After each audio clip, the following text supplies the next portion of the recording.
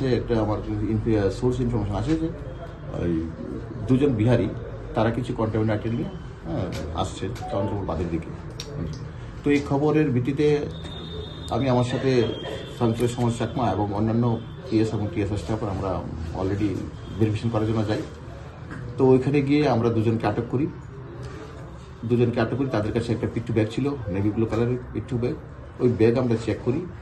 তো এই চেকের মধ্যে এখানে 50টা অ্যাসকফ বোতল পাওয়া গেছে। তো আপনারা জানেন সব অ্যাসকফ তো একদম স্ট্রং একটা ইন্ডিকেস আইটেম।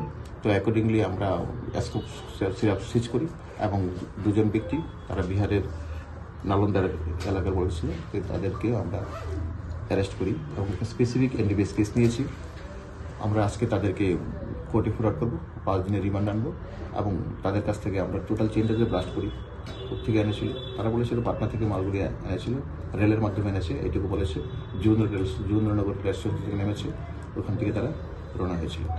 তো বাকি কোথায় নেবে, এই সাথে কার যুক্ত আছে টোটাল চেনটা ব্লাস্ট আমরা জিজ্ঞাসা করছি। ইনভেস্টিগেশনের সাথে আমরা কিছু বলছি না। তো হবার 5 দিনের রিমান্ডে আমরা বাকিগুলো ক্লিয়ার করবো। টোটাল কতটা কফ সিরাপ নিয়ে এসেছিল এবং তারা কোন জায়গা থেকে নিয়ে এসেছিল এবং কোথায় যাওয়ার প্ল্যান ছিল? এটাই বললাম, টোটাল 50টা অ্যাসকফ সিরাপ ছিল। ঠিক আছে, তারা এখন তো জিজ্ঞাসা বলছে তারা পাটনা থেকে মালটা নিয়ে এসেছিল, রেলে নিয়ে এসেছিল, যুবনগর রেল স্টেশনে তারা নেমেছে, ওইখান থেকে তারা যাচ্ছিল। হ্যাঁ, ইয়েস। একজন হলো অজয় কুমার, আর বলদরিয়ার ওইখানে তারা ছিল নালন্দা, বিহার নালন্দা এলাকার। আর ও ছিল নালন্দার একই গ্রামের। আরেকজন ছিল বিক্রম কুমার, ওর এজ হলো 20, দুজনেই বিহার নালন্দা এলাকার। স্যার আরেকজনের নামটা কি? প্রথম জনের একজন হলো অজয় কুমার, উনি মানে আজ অ্যাপ্রক্স 50। আরেকজন হলো বিক্রম কুমার, এজ অ্যাপ্রক্স 20, দুজনেই বিহার নালন্দা এলাকার লোক।